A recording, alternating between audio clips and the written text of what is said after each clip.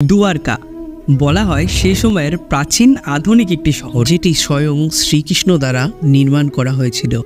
বলা হয় শ্রীকৃষ্ণের এই স্বপ্নের শহর থেকে এমন এক ধরনের আলোক রশ্মি বেরাতো যার মাধ্যমে সমুদ্রের জল পর্যন্ত ভাগ হয়ে। তাহলে কি এমন হলো যে কারণে এটা জলের তলায় তলিয়ে গেল?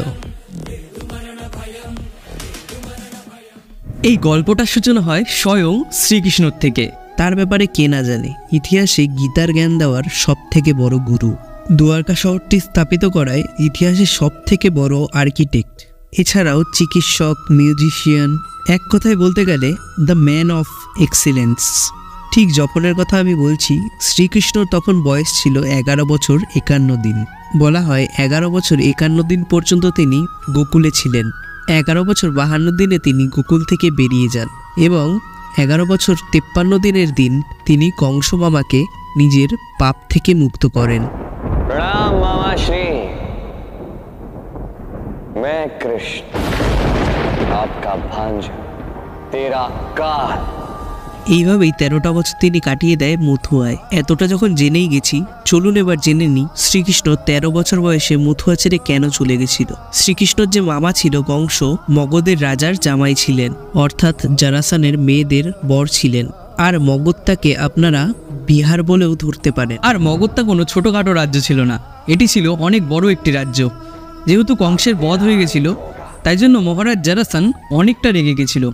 मगध सम्राट जरासन, आज ये प्रतिज्ञा लेता हूँ कृष्ण पर मैं तब तक आक्रमण करूंगा जब तक वो कृष्ण मर नहीं जाता। ঠিক এই কারণের জন্যই মহারাজ জারাসান বারংবার মথুয়াতে হামলা করতে থাকে। কিন্তু যতবারই আক্রমণ করুক না কেন, কৃষ্ণ আর বলরাম মিলে প্রতিবারই তাদের হারিয়ে দিত। কিন্তু তখন প্রশ্ন একটাই ছিল, কতদিন এই যুদ্ধ চলবে, কতবার আক্রমণ হবে?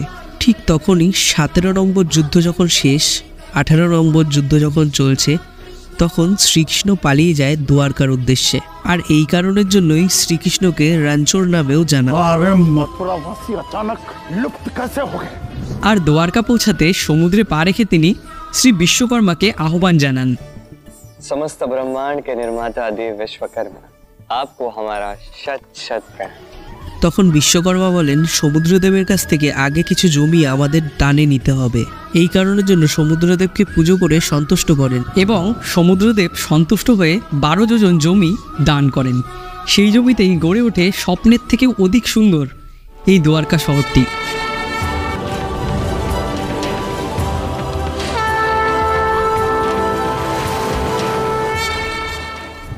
দুয়ারকা শহর, এই শহরটার নাম কে না জানে, যার মানে হলো দ্য গেট ইট সিটি।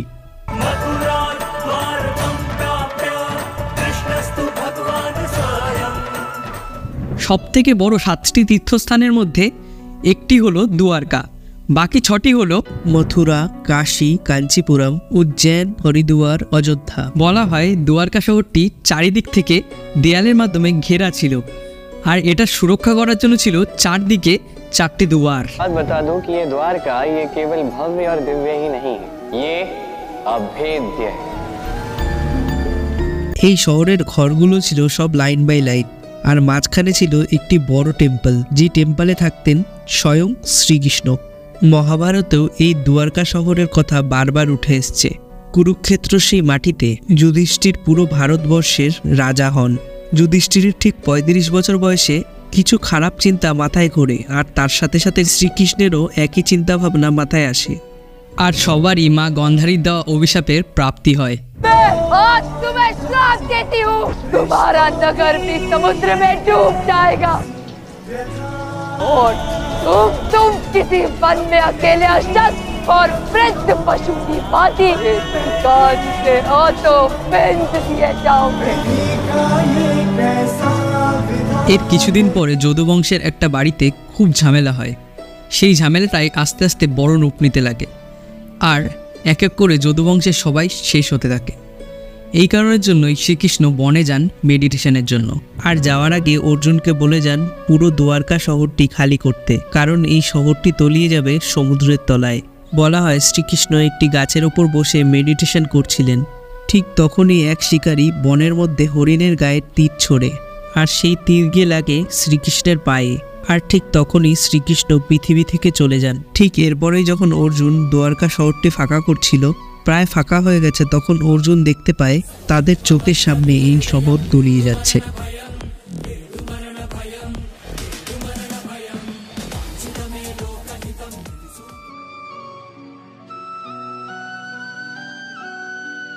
বলা হয় যে শ্রীকৃষ্ণ যখন পৃথিবী থেকে চলে গেলেন আর মহারথী অর্জুন যখন দ্বারকা শহরটি ফাঁকা করে এক বনের মধ্যে থেকে যাচ্ছিলেন, ঠিক তখনই এক ডাকাত দল তাদের ওপর হামলা করেন আর সব কিছু লুট করে নেওয়ার চেষ্টা করে। আর তখন মহারথী অর্জুন সেই ডাকাত দলের সাথে লড়াই করে পারে না, হেরে যান আর মহারথী অর্জুনের তীর শেষ হতে থাকে। এই ঘটনার কারণ হিসাবে বলা হয় শ্রীকৃষ্ণ তখন পৃথিবী থেকে চলে গেছিলেন। আর এই সব ঘটনাই বলে দিচ্ছিল পাণ্ডবদেরও পৃথিবী থেকে চলে যাওয়ার সময় চলে এসছে। তাই 5 পাণ্ডব অর্জুনের ছেলেকে রাজা বানিয়ে চলে যান। কিছু লোকের কাছে এগুলো পুরাণ কথা মাত্র, কিন্তু এগুলোর যে বাস্তবতা আছে, বাস্তবে যে এগুলো এক্সিস্ট করে, ভারতের একজন আর্কিওলজিস্ট SR রাও 1979 সালে এটা প্রমাণ করেন যে সমুদ্রের তলায় দ্বারকা শহরের চিহ্ন এখনও আছে। For some years now, Professor S.R. Rao and his colleagues have been engaged in a challenging effort. They are striving to retrieve the lost chapters in the history of a city, Dwarka, the city of Lord Krishna. এছাড়াও ওখানে অনেক বাসনপত্র পাওয়া গেছিল। Here has survived a special type of vessel known as perforated jar. The antiquities are given first aid and then entered in the antiquities register. The chronological horizon of each find is determined. The finds are sent to laboratories for further treatment. Pottery was dated at the Physical Research Laboratory in Ahmedabad using the thermoluminescence technique. যেগুলো সবই পরবর্তীকালে পাঠিয়ে দেওয়া হয় আহমেদাবাদের একটি research ল্যাবে। এছাড়াও সমুদ্রের উপকূলবর্তী 40,000 বর্গ কিলোমিটার ঘুরে পাওয়া গেছিল অনেক ধরনের পাথর স্তম্ভ, যেগুলো প্রমাণ করে অরিজিনালি এই শহরটা এক্সিস্ট করত। Successive layers of masonry appeared, confirming that this was a man-made structure. Box technique has been employed here. It is now clear that Dwarka was fortified. Here too, pottery of protohistoric times has been discovered. সমুদ্রের তলদেশ থেকে নিয়ে আসা হয়েছিল অনেক পাথর। For significant finds, special mention must be made of perforated stone anchors.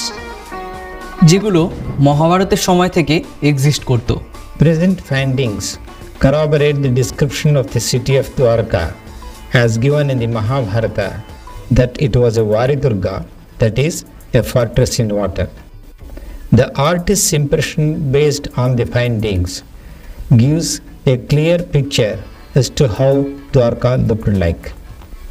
Now that the existence of the ancient city of Dwarka in 1500 BC and its submergence as stated in the Mahabharata have been proved, we plan to explore further seaward about 10 kilometers from the present site by resorting to geophysical survey and also remote sensing. These findings have now opened up new vistas in the frontiers of marine archaeology and underwater cultural heritage along the Indian coast. এর থেকে জানা যায় এগুলো শুধু পুরাণ কথায় সীমিত নয়, এগুলো আছে বাস্তবেও। আজকের ভিডিওটা এই পর্যন্তই। যদি ভিডিওটা ভালো লাগে জয় শ্রীকৃষ্ণ অবশ্যই লিখুন, আর চ্যানেলে যদি নতুন হয়ে থাকেন অবশ্যই চ্যানেলটি সাবস্ক্রাইব করুন। আজকের জন্য টাটা।